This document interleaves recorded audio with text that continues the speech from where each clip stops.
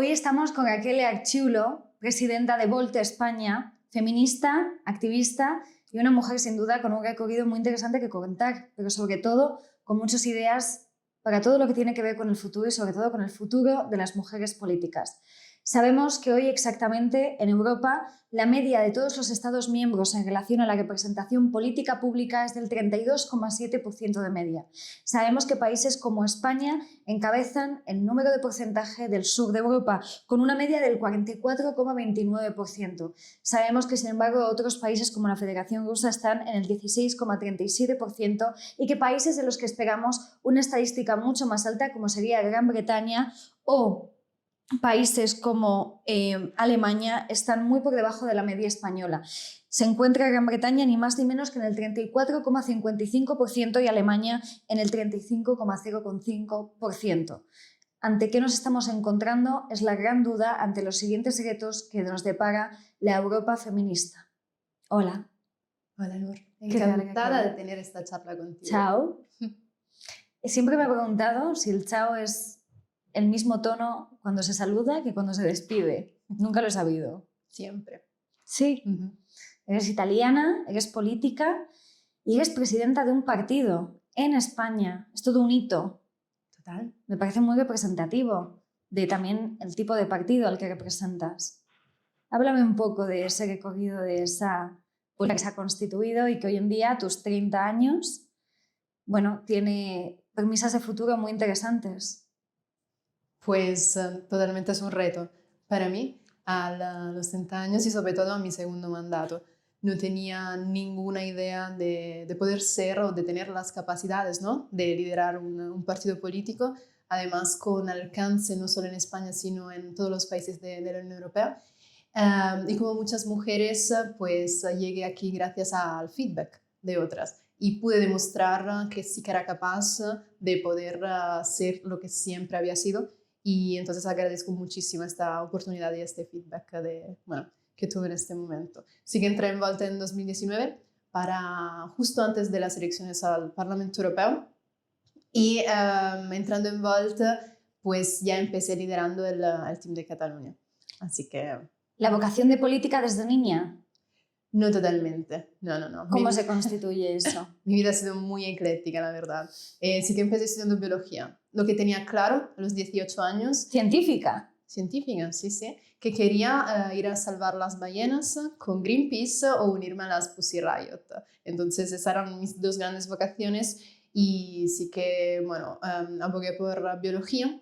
Y después de estar trabajando como azafata en el Ministerio de Asuntos Exteriores en Italia, me di cuenta de que sí que se podía cambiar el mundo a través de políticas públicas. Entonces cambié la carrera, empecé ciencias políticas y me especialicé en mediación y resolución de conflictos.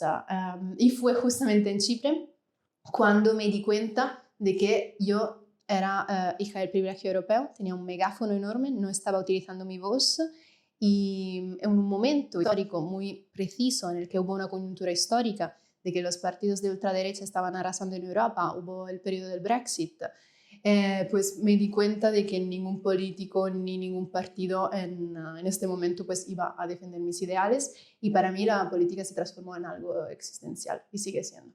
Qué curioso esto del concepto de me di cuenta de mi altavoz como mujer privilegiada blanca. Totalmente. Es curioso, ¿no?, el lugar en el que de repente la toma de posición que supone el reconocimiento del privilegio y cómo cambia también tu foco personal y tu foco sobre todo profesional, ¿no?, para con respecto a otras mujeres. ¿En qué queda eso? ¿En qué se traduce a la hora de pensar en los derechos de las demás mujeres? Pues para mí es entender, ¿no?, el feminismo de otra manera, porque no es igual hablar de igualdad que hablar de paridad, porque cuando hablamos de paridad hablamos de números, ¿no? Mientras que si hablamos de igualdad estamos hablando de crear las condiciones para poder tener unas mismas oportunidades. Y hablando de las oportunidades, para mí fue justamente el darme cuenta de que yo tenía acceso a unas oportunidades bien específicas que yo no estaba utilizando Con respecto a otras personas, sobre todo una chica que conocí en Chipre que estaba en mi team, Angélica, que siempre agradeceré para darme esta epifanía, ¿no? Darme cuenta, una chica de Nagorno-Karabaj, un país que habéis escuchado en los últimos tiempos por la cuestión de guerra de Armenia, bueno, y Azerbaiyán sobre todo, y estábamos en la representación del Parlamento Europeo en Nicosia, en Chipre, y después de habernos explicado todos los proyectos de la Unión Europea a los que podíamos acceder o participar, pues ella estaba sentada a mi lado, levantó la mano y preguntó si aún no teniendo ciudadanía de la Unión Europea, pudiera participar en estos proyectos. Le dijeron claramente que no. Una chica periodista, activista, que hablaba 10 idiomas y que no tenía ninguna ciudadanía reconocida ni podía aplicar en ninguna universidad del mundo. Y vi en este momento como sus ojos se apagaron y yo me di cuenta de que podía ser mucho más y que tenía una voz que no estaba utilizando, y decidí también, bueno, ser activa y también pensar que llega un momento en el que tienes que pasar el micrófono. Obviamente tener la vista a las compañeras que están en otros países, pero que tienen otras experiencias, que han vivido otras tipologías de barreras que yo no he vivido. Y desde esta conciencia, pues sí que me muevo en la política y con la idea de representar y también dejar voz. Es muy interesante esto porque también responde al concepto de representación femenina o feminismo en la política. ¿Diferencias los dos conceptos desde un punto de vista político o consideras que son bastante ambiguos y que van un poco de la mano? Ese es el gran dilema, ¿no? Pero yo lo tengo muy claro. Y no es igual ser feminista que una política mujer. Tenemos el claro ejemplo en Italia con Giorgia Meloni. Una mujer que llega al poder y que no crea leyes o políticas públicas a favor de las mujeres, pues para mí no es una política feminista, para nada. Entonces, y algo que siempre suelo decir, debería existir una parte del infierno para mujeres que no apoyan a otras mujeres o que no hacen más fácil llegar al mismo punto en el que han llegado ellas. Tenemos una voz, tenemos un altavoz en los parlamentos y en los lugares de poderes gracias a las mujeres feministas que nos han precedido. Y tenemos y necesitamos más mujeres feministas en política, y lo que decía antes, no vale paridad que igualdad. No nos vale cualquier tipo de mujeres para cumplir el cupo, ¿no? Pero sí que tenemos que llegar a alcanzar esta igualdad, que es una igualdad ética, moral, de valores, que nos tiene que guiar, ¿no?, en todas las políticas, porque las políticas feministas son transversales. No podemos pensar en políticas ecologistas, económicas, políticas de vivienda o política exterior sin pensar en políticas feministas.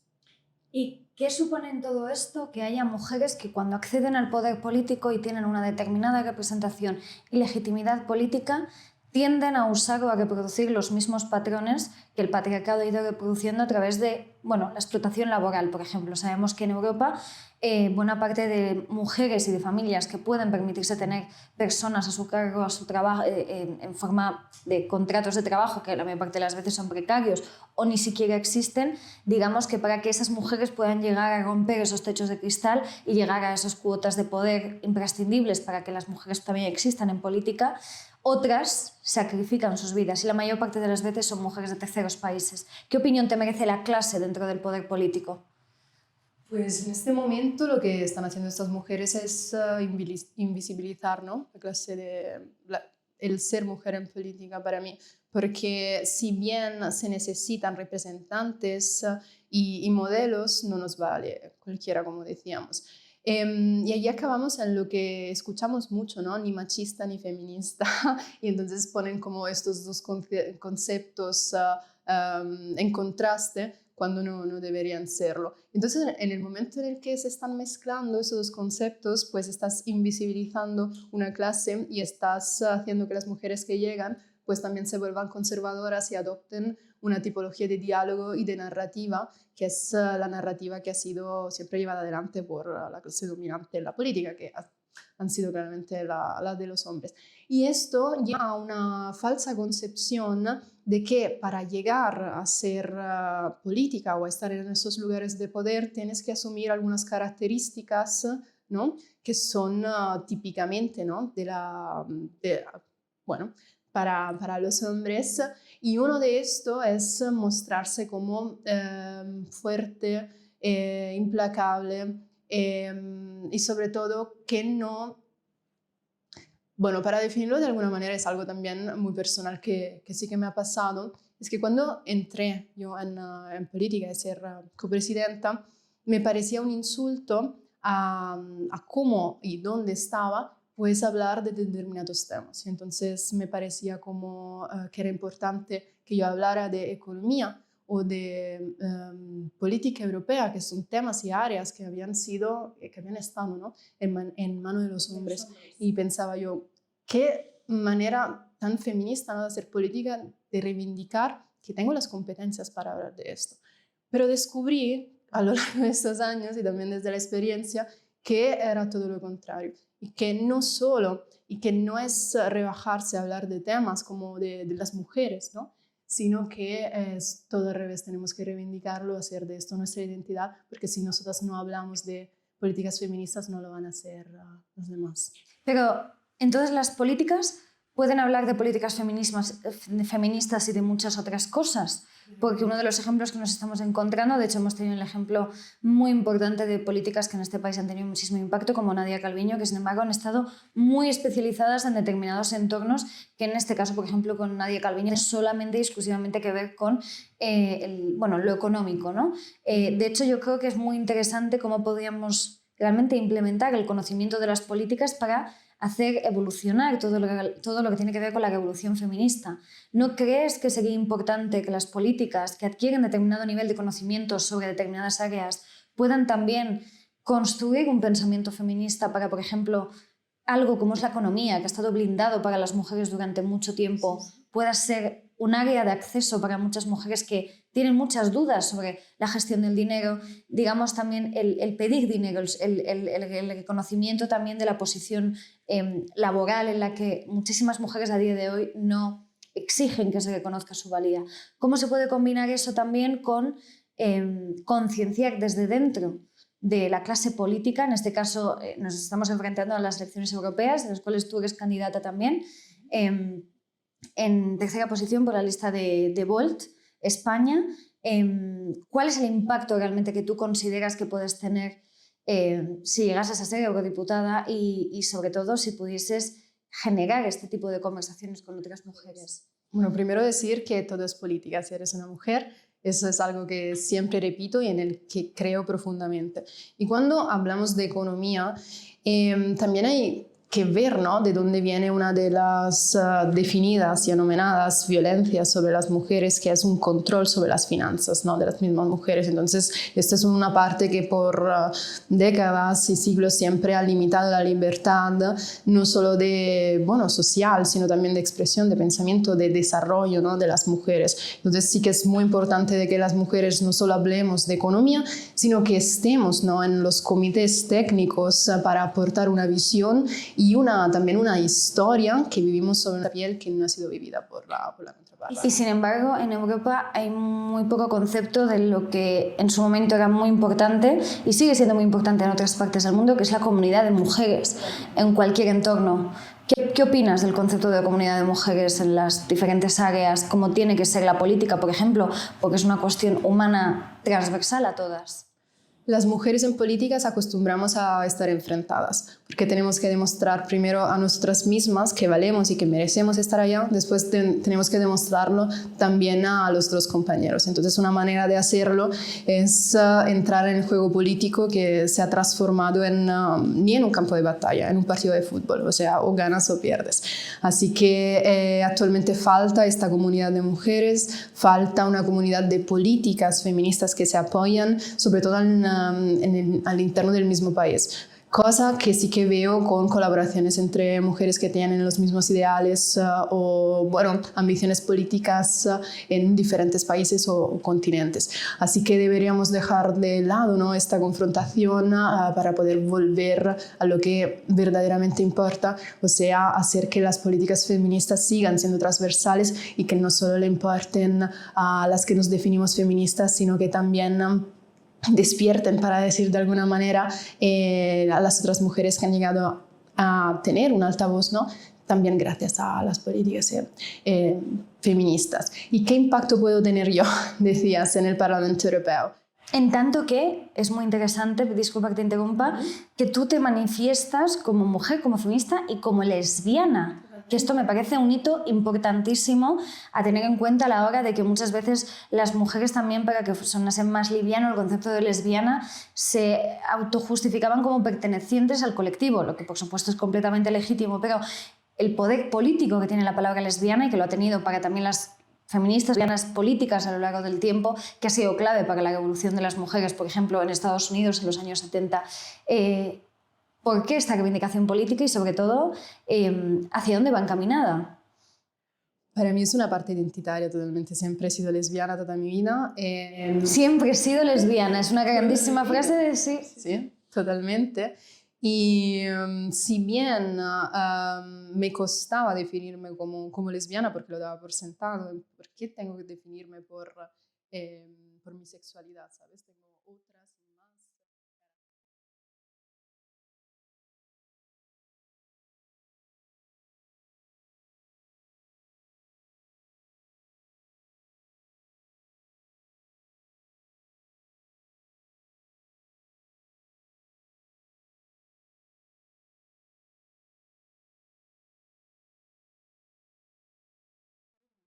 ¿No?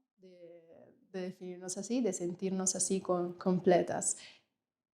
¿Crees que estando al margen de lo que significa el concepto de heteropatriarcado, básicamente, que pasa a través de la heterosexualidad y de que las mujeres, incluso en el mundo político, de alguna forma tengan que pasar a través de filtros de cómo son sus vidas, qué hacen, qué no hacen? Bueno, tenemos el ejemplo de lo que pasó con Sanna Marin, tenemos el ejemplo de muchas mujeres políticas a las que se juzga por su vida personal y en este caso a las que se juzga porque no hacen, digamos, de alguna forma el juego al patriarcado a través de vincularse con hombres sentimentalmente, ¿no? ¿Tú crees que has no sé si lo has vivido, ¿no?, pero crees que existe este sesgo hacia las mujeres que directamente no están vinculadas en ese nivel personal con los hombres a la hora de sentir que esas mujeres pueden representar al conjunto de la sociedad? Totalmente. A las mujeres que estamos en política, sobre todo si somos progresistas, se nos busca la coherencia, tanto en nuestra vida privada como en la vida profesional. Entonces, en el momento, bueno, el caso de Sanna Marin ha sido bastante clarificador de que hasta qué punto están evaluando sus competencias basándolas en su tiempo libre, en lo que hace y en cómo se está divirtiendo y el utilizo que hace de su entorno y de su cuerpo, ¿no? En política se suele decir, de hecho, que existe el control o disciplina. El control es intentamos que seas de una forma determinada, la disciplina es te castigamos cuando no lo eres. En casos como, por ejemplo, Irene Montero, que ha sido una de las grandes figuras que se ha constituido como la enemistad para toda una fracción reaccionaria de la derecha, pero incluso para una facción bastante determinada de la izquierda desde el punto de vista del feminismo. ¿Cómo crees que de repente repercute sobre las mujeres políticas los posicionamientos fuertes con respecto a determinadas reivindicaciones? Pues el colectivo feminista no es homogéneo, lo sabemos perfectamente, ¿no? Y tampoco podemos esperar que lo sea el colectivo de las mujeres. Tenemos nuestras propias singularidades, peculiaridades y lo que sea. Entonces, en el momento en el que pensamos que también la clase política de mujeres se pueda unir a defender a una compañera por el simple hecho de ser mujer, es ahí donde nos topamos con la realidad. Y es mucho más fácil alejarnos, ¿no?, y utilizar a una compañera como capro expiatorio y decir, vale, estas ideas son demasiado radicales, podemos llegar a una posición intermedia, entonces vamos cediendo sobre nuestros derechos, mientras que cuando estamos en nuestra casa o en la oscuridad, cuando nadie nos ve, decir muchas gracias por abrir caminos. Hay muchas maneras de ir en contra, ¿no? De criticar las políticas de Irene Montero, siempre sobre la base de datos, de hechos, de mejorías, criticar sus propuestas, pero no su vida privada. En ningún caso, como ha sido hecho, como se ha hecho aquí. Un caso también que para mí fue bastante, me quedé en shock cuando salió el verano pasado la foto de Yolanda Díaz, que estaba haciendo la manicura y la pedicura. Entonces allí es donde vuelvo a hablar de la coherencia, porque una política que se define abiertamente de izquierdas pues no puede tener o no puede hacer determinadas acciones que se refieren o que entren, ¿no?, en una concepción más de lujo o de status quo, porque en cambio lo que estás haciendo es intentar hacer políticas más para el pueblo, entre comillas, como si cuidarse ella misma no fuera como parte de, no sé, de hacer política, lanzar un mensaje. Te has definido como mujer progresista, intuyo que te autodefines como mujer de izquierdas. ¿Cómo combina eso con tu identidad dentro de Volt? Bueno, Volt tiene la gran particularidad de ser, de no definirse, ¿no?, según las viejas características políticas. Sobre todo no se enmarca en las características de viejos partidos y de color político. Nosotros tenemos políticas socioliberales que son transversales y que entonces lo que nos mantiene vivos es justamente esta puja entre ideologías y tendencias que sean más liberales, pero manteniendo lo que son los valores, la ética y manteniendo a las personas siempre en el centro para que nadie se quede atrás. Y es justamente la tensión de la sociedad misma. Y es gracias a las tensiones como estas que se generan cambios, que se generan también revoluciones, porque en el momento en el que te quedas estancado, pues puedes tener una fe ciega y la ideología ciega pues no cambia el mundo. Así que es un proyecto interesante y a ver si podemos mantener y coordinar estas dos fuerzas y movernos hacia un cambio radical de paradigma. Bueno, eres activista, eres fundadora también de una ONG que se dedica a la investigación especialmente del impacto que tiene la tecnología y la inteligencia artificial en nuestras democracias, ¿no? Y sobre todo me gustaría tratar contigo el impacto que tiene en la perspectiva de género, ¿no? Dentro de la inteligencia artificial nos hemos dado cuenta de cómo muchísimas niñas y mujeres se han sentido desprotegidas por la falta de legislación específica en materia de tecnologías e inteligencia artificial. Aparte, somos tú y yo de generaciones que están poniéndose al día constantemente con respecto a los nuevos avances. ¿Cuál es ese reto y sobre todo por qué crear este proyecto que puede considerarse imprescindible pero también muy complejo hoy en día de analizar? Claro, pues esta voluntad, ¿no?, me viene también de mi primera experiencia en política, justamente lo que comentaba antes. Por primera vez un algoritmo o la inteligencia artificial o sobre todo unas plataformas pues impactaron y cambiaron el resultado de unas elecciones. Estamos hablando tanto de la primera elección de Trump como del Brexit. Entonces en este momento sí que me di cuenta de cuál era el impacto, ¿no?, del algoritmo y cómo nos estaba envolviendo en burbujas de pensamiento, haciendo que tuviésemos determinados comportamientos. Pues aún más siendo mujeres, en el momento en el que seguimos estando y siendo sexualizadas, sobre todo en política. A mí personalmente me ha pasado y a muchas compañeras, no solo de mi partido, la misma ex alcaldesa de Barcelona, Ada Colau, que tuvo que salir de las redes sociales por los insultos, sobre todo a nivel sexual. Ya no se confrontan las ideas de las mujeres con datos, con hechos, con contrapropuestas, sino que se utiliza la sexualidad como punición. Y en esta óptica de hipersexualización, ¿no?, de las mujeres también entra en lo que se define, ¿no?, el revenge porn, que es como la máxima para mí opresión, ¿no?, para las niñas y las mujeres.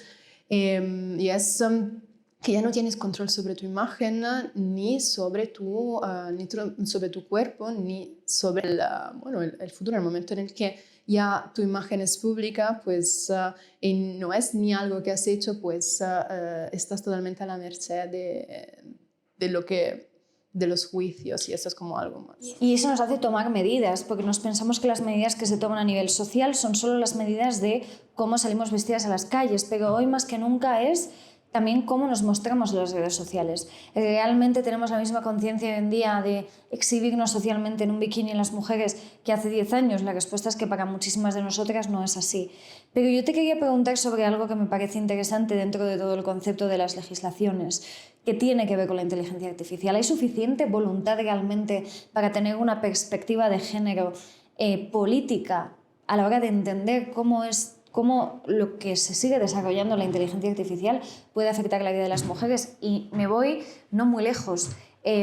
Todo lo que tiene que ver con los Sephora Kids, por ejemplo, hoy en día sabemos que las niñas a partir de los 12 años, si bien antes empezaban a padecer TCAs, trastornos de la conducta alimenticia, hoy en día, sin embargo, sienten una hiperobsesión y una hiperexigencia con respecto a su físico, y especialmente a través de las rutinas de belleza y a través de entrar en contacto con un sesgo de la sociedad que revierte sobre ellas el contarles qué productos tienen que usar, cómo tienen que usarlos y sobre todo cómo tienen que evitar el envejecimiento a toda costa. Totalmente. Cuando vi las primeras noticias de la Comisión Europea, ¿no?, que iba a sacar una reglamentación sobre la inteligencia artificial, sí que yo estaba muy contenta y tenía muchísima ilusión sobre que sí que algún cambio sí que se podía tener.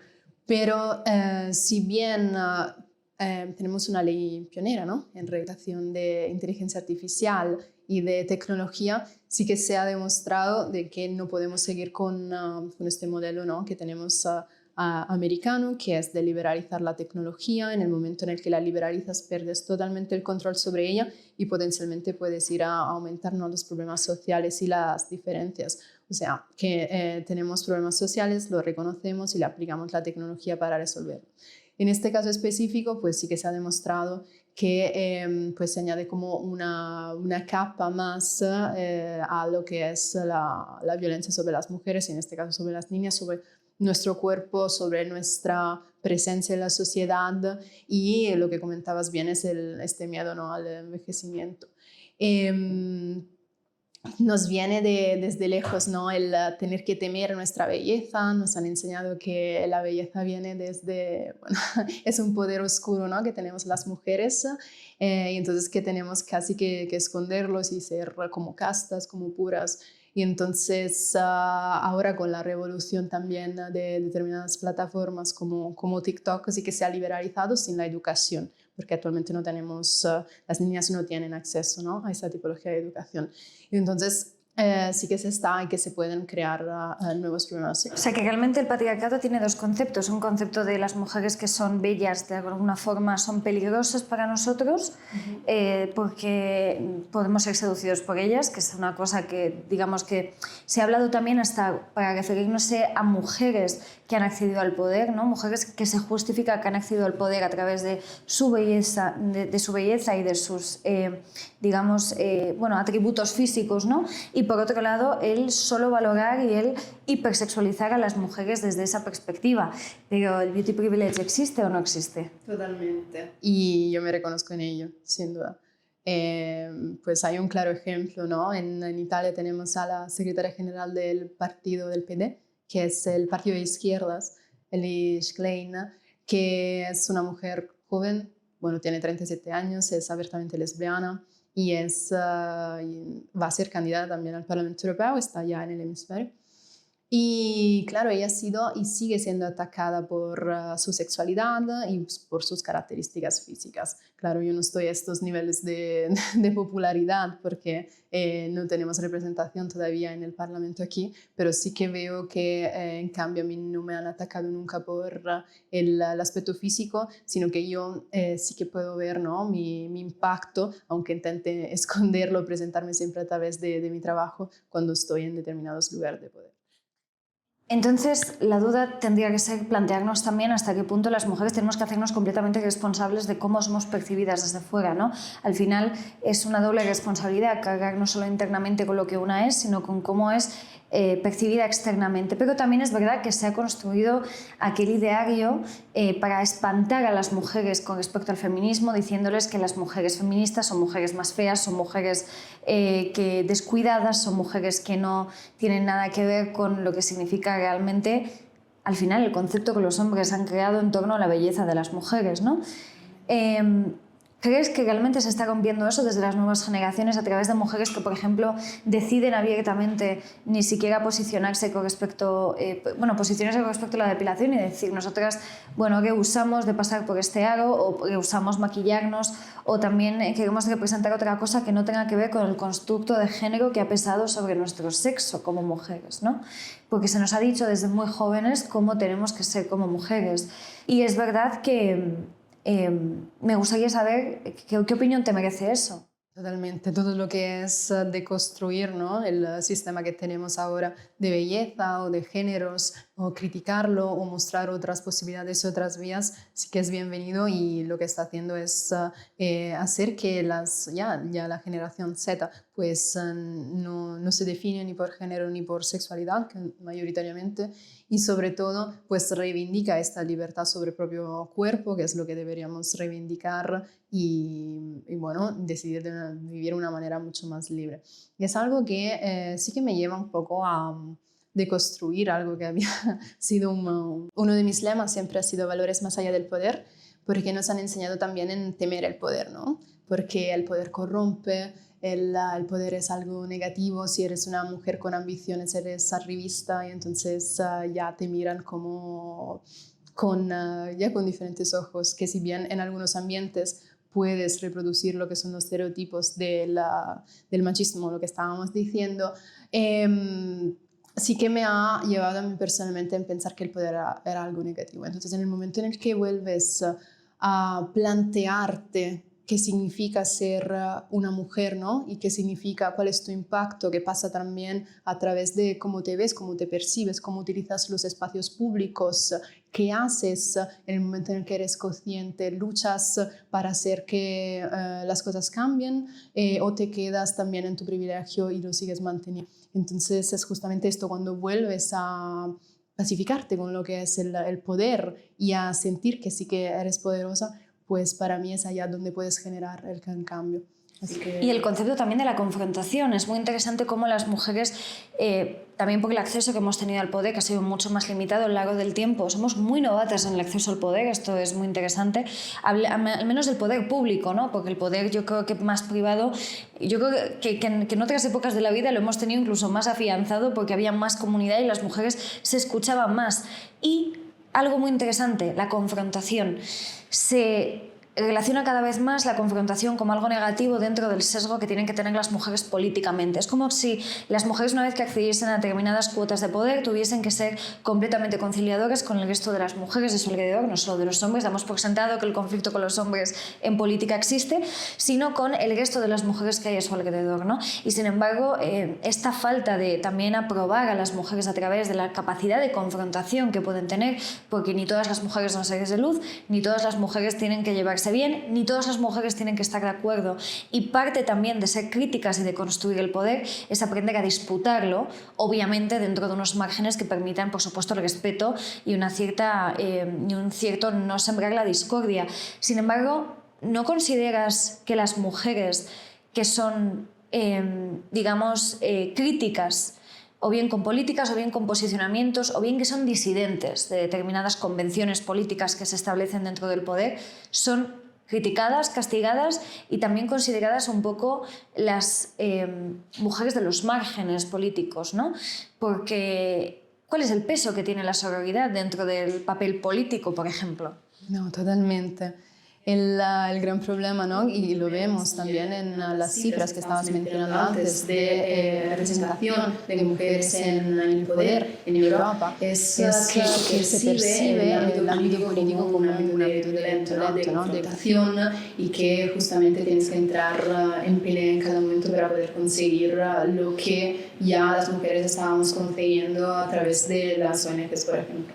sí que hablando mucho con diferentes mujeres que ya tienen impacto en lo social, la típica respuesta que me encuentro es ¿por qué tengo que pelear todo el tiempo para conseguir algo si lo estoy consiguiendo de otra manera o si puedo hacerlo a través de las ONGs? Lo que no se está entendiendo es que se necesita estar en los lugares de poder para poder tener un impacto, un cambio a largo plazo, porque el mundo se cambia a través de las políticas públicas, estando en estos lugares. Y me choca también mucho la narrativa de que las mujeres necesitamos estar en grupos mixtos, y es esta teoría detrás de las cuotas, ¿no? que se ha hecho muy viral con las cuotas de mujeres en Naciones Unidas, en mediación y resolución de conflictos, de que por nuestras características naturales y competencias, pues estando en los lugares de poderes podíamos, no sé, evitar las guerras o mantener la paz.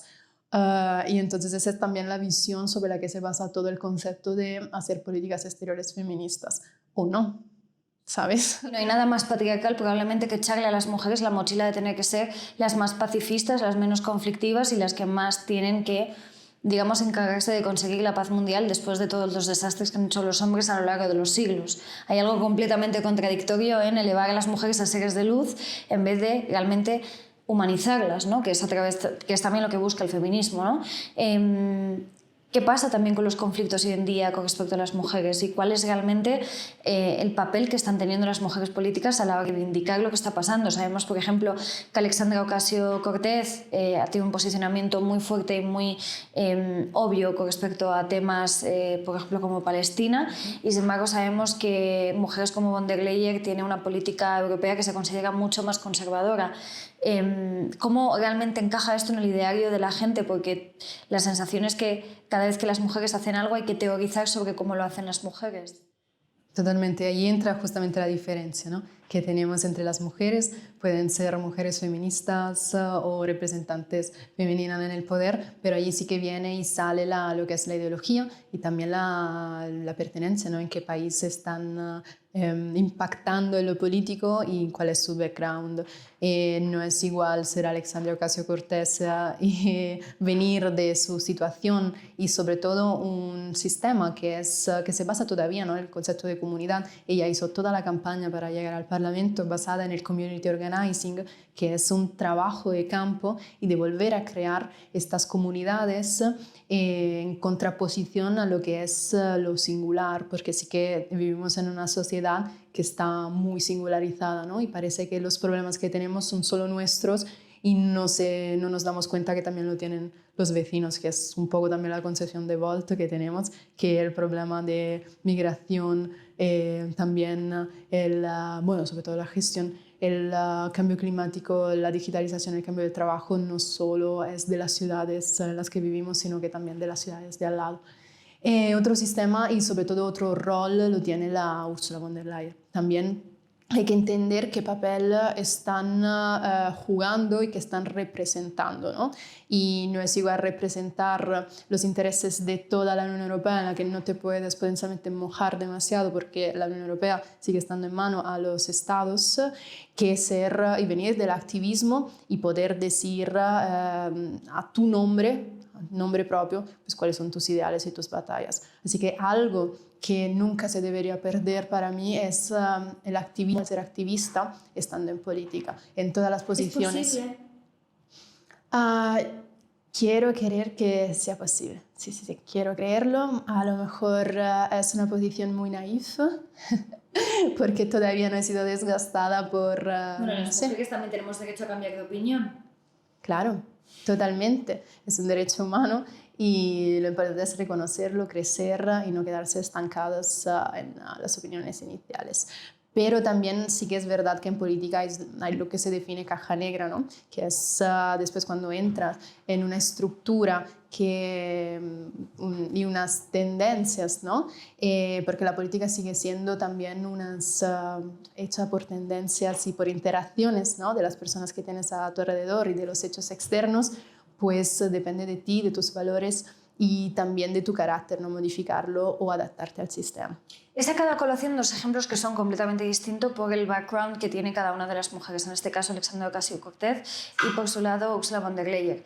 Lo que me parece muy interesante es analizar la pregunta que te voy a plantear, que tiene que ver con las mujeres que no provienen de contextos en los que entienden las diferencias de clase, las diferencias raciales y lo que significa la falta de acceso a las mujeres de diferentes contextos a la política, tienen que hacer un trabajo de deconstrucción para poder realmente hacer una política que sea conciliadora para con el resto de las mujeres, porque en el caso de Ursula von der Leyen, las conclusiones que se está viendo por parte de cuáles son sus actuaciones con respecto a determinadas políticas es este sesgo de falta de, digamos, de conciencia. Y estamos hablando también, por otro lado, de Alexandria Ocasio-Cortez, que no es ni más ni menos que una mujer que pertenece a un sistema completamente voraz como es el sistema americano. ¿Cómo crees que se puede realmente hacer ese camino de ida que tú dices que has hecho gracias a conocer los relatos de otras mujeres, y crees realmente que todas las mujeres que quieren dedicarse a política feminista van a hacer y a pasar por ese proceso? Sí, porque bueno, somos víctimas nosotras también, ¿no? del sistema patriarcal en el que hemos vivido, entonces necesitamos deconstruirnos, necesitamos escuchar, abrir los ojos y dejar a mujeres que han vivido, que son más expertas en determinados temas, pues trasladarnos lo que han vivido y también sus propuestas.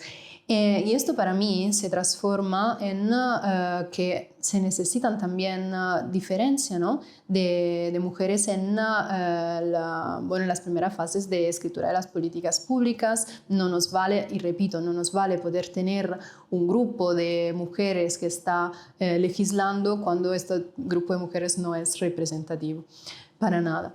Así que sí, es totalmente necesario, y para mí lo ideal, claramente pasa todo a través de la educación, pero entender también que somos fruto, ¿no? de una estructura que sí que puede y debe romperse para volver a, no sé, a reconectar con nosotras mismas. ¿Crees que también sería interesante que las mujeres que tienen más experiencia, que son más sabias, como has podido relatar, dejen hacer y ser también a las mujeres más jóvenes para que puedan reinventar las condiciones feministas del mundo en el que ellas están creciendo? El feminismo tiene que ser intergeneracional, totalmente. No podemos y no debemos reinventar la rueda. Hay que seguir y crear esta comunidad, ¿no? de mujeres y de apoyarnos, volver a este apoyo, justamente lo que comentabas antes, y que de momento no existe, y empoderar a las que vienen. Y la manera de empoderarlas es no hacerlo de una manera paternalista, sino dejar también que se equivoquen y a partir de estos errores pues volver a construir. Porque si es algo que da mucho miedo a las jóvenes mujeres, es justamente este gran peso de no tener la posibilidad de equivocarse, porque todas las esperanzas o el tener que arreglar el mundo pues se recae en nuestras espaldas. Entonces, sí, totalmente, dejar espacio y dejar sobre todo esta posibilidad. Esta entrevista, desde un punto de vista objetivo, no es necesariamente muy feminista, aunque trate probablemente los temas feministas que más incomodan dentro de toda la esfera del progresismo que estamos viviendo hoy, de los derechos sociales. O sea que te agradezco mucho la honestidad para hablar de cosas que son peliagudas en todo lo que concierne a la lucha feminista, porque es cierto que si bien podríamos estar realzando el debate sobre el patriarcado constantemente, llevar al centro del debate la responsabilidad de las mujeres las unas para con las otras, para mejorar el mundo en el que vivimos, es imprescindible para que este año y otros que vengan puedan realmente constituirse como un futuro próspero y feminista. Muchas gracias, Raquel. A ti.